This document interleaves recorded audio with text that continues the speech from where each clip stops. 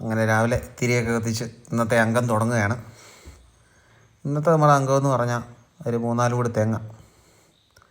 ഇവിടെ ഈ മുറിക്കുന്ന തെങ്ങൊക്കെ ചെറിയൊരക്കിടിയാണ്. അവിടെ ആ വീടിന് അപ്പുറത്തെ മതിലിന് അപ്പുറത്തെ സൈഡിൽ ഒരു കിണറുണ്ട്, അവരുടെ മിറ്റമുണ്ട്, അത്രയേ ഉള്ളൂ.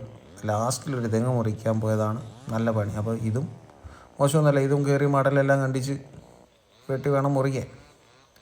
അപ്പോൾ കൂടെ ഉണ്ണിയുണ്ട്, വിഷ്ണുവുണ്ട്. ഇവന്മാർ തേങ്ങയ്ക്ക് വേണ്ടിയുള്ള പിടിച്ചുപറി നടക്കുന്ന സമയമാണ്. നമ്മളതേ കയറി മടലെല്ലാം കണ്ടിച്ച് അടിപൊളിയായിട്ട് താഴെ ഇട്ടു. ഓലയൊക്കെ ഇഷ്ടം പോലെ ആയിരുന്നു, ഇഷ്ടം പോലെ ഓല എന്ന് പറഞ്ഞാൽ ഇഷ്ടം പോലെ ഓല. കണ്ടിച്ചാലും തീരത്തില്ല, അതേ ഓണക്ക് ഓല. അപ്പുറത്തെ വീട്ടുകാർക്ക് ശല്യമായതുകൊണ്ടാണ് ആ തെങ്ങ് അവർ വെട്ടി കളഞ്ഞത്. തേങ്ങയും കുറവാണ്, അങ്ങനെ അത് വെട്ടിയത്. ഓല മടലെന്ന് പറഞ്ഞാൽ നിറച്ച് ഓല മടൽ. അപ്പോൾ നമ്മൾ ഓരോരുത്തർക്ക് ചെന്ന് പണി ഇതുപോലെ അപകടം പിടിച്ച പണിയൊക്കെ ചെയ്യുന്നതെന്ന് വെച്ചാൽ നമ്മൾ ആദ്യം റേറ്റ് പറഞ്ഞിട്ടൊക്കെയാണ് ചെയ്യുന്നത്.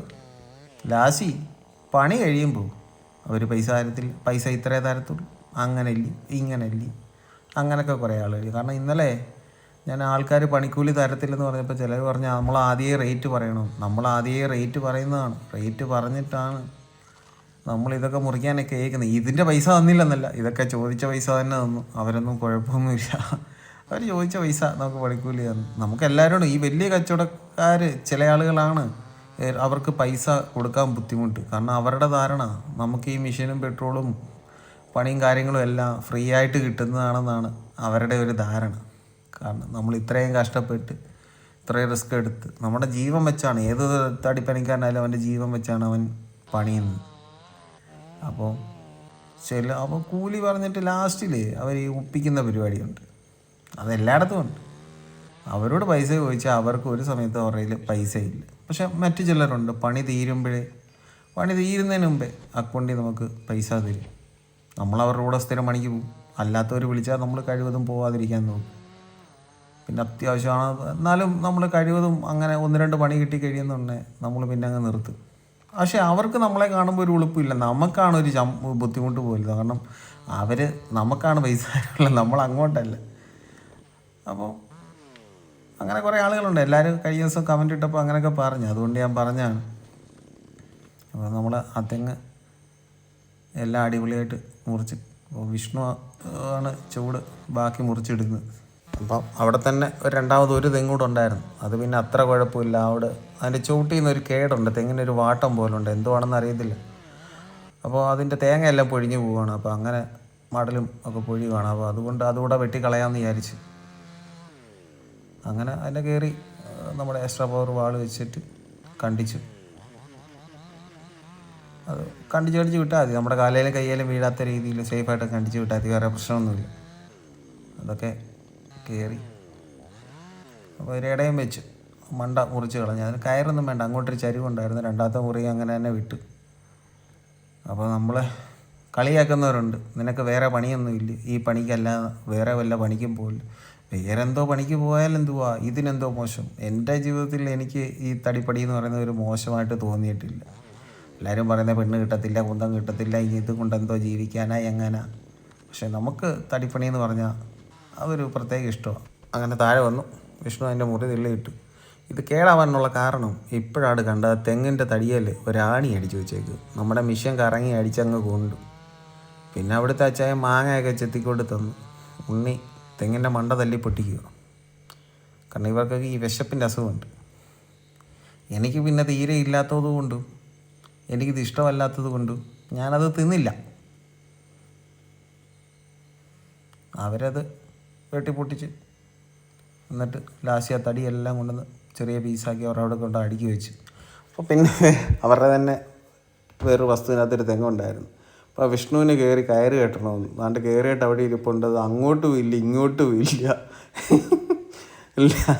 ലാസ്റ്റ് ഉണ്ണി വന്നിട്ടാണ് വിഷ്ണുവിനെ രക്ഷപ്പെടുത്തിയത്. ഇല്ലെങ്കിൽ അവിടെ ഇരുന്നേനെ എൻ്റെ ശിവനെ.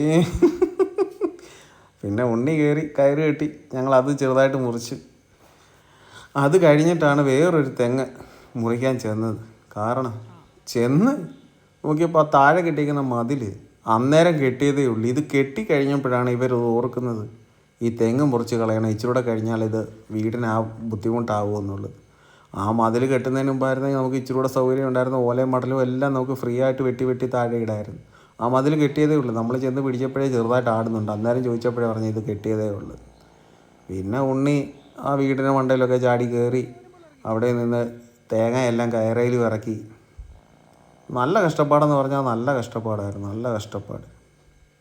ഇങ്ങനെ ഒരു അക്കിടി എന്ന് പറഞ്ഞു കഴിഞ്ഞാൽ സാധാരണയൊക്കെ പോയി കഴിഞ്ഞാൽ ഒരടി രണ്ടടിക്കൊക്കെ മുറിച്ച് കളയാൻ പറ്റുമായിരുന്നു. ഇത് അതുപോലും പറ്റത്തില്ല. പിന്നെ രണ്ടവന്മാരും 2 വീടിന് മണ്ടയ്ക്ക് കയറി നിന്നിട്ട് ആ ഓലമടലും കാര്യങ്ങളൊക്കെ എടുത്ത് കളഞ്ഞത്.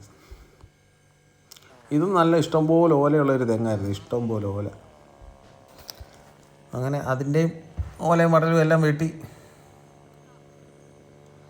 അവനെ കൊണ്ട് പിടിക്കാൻ പറ്റിയത് അവനും പിടിച്ചു. ഞാനത് കളയാമെന്നൊക്കെ എടുത്ത് താഴോട്ട് കളയുകയും ചെയ്തു. അങ്ങനെ അതിൻ്റെ പണിയും മണ്ടയിലെ പണി ഏകദേശം ചെറുതായിട്ട് തീർന്നു. ഇനി അതിൻ്റെ തടി മുറിച്ചിറക്കണം, അതാണ് വയ്യാത്തത്.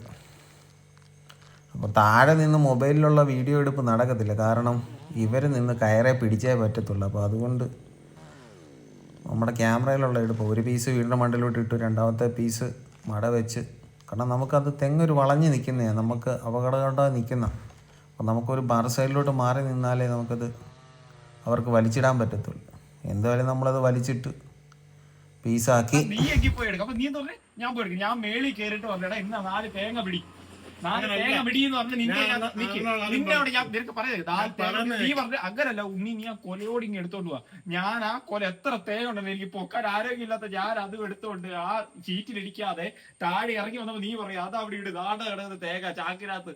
ചാക്കിലുള്ള തേങ്ങ നിനക്ക് 2 എനിക്ക് 2 അണ്ണന് വേണമെന്ന് ചോദിക്കാതെ ഞാൻ അങ്ങോട്ട് ചെന്ന് സാധനം വെച്ചപ്പോ അമ്മച്ചി ഒന്ന് തൊലിച്ചപ്പോ നിനക്കൊന്നും മിണ്ടണ്ട, എല്ലാം എന്റെ തലേ, എല്ലാം എന്റെ തലേ. തേങ്ങ എടുത്തു